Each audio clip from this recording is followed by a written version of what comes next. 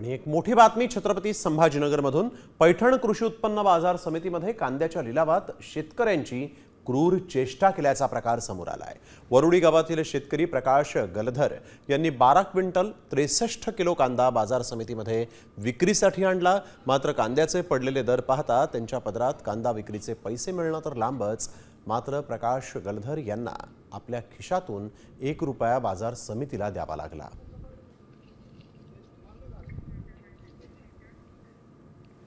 कष्ट मी 3 महिने कष्ट करावे लागले। 3 महिन्यानंतर आम्हाला त्याच्यावाला खर्च 2.5-3 लाख रुपये खर्च आला। 3 महिन्यानंतर काढल्यानंतर आम्हाला हे असा भाव सापडला।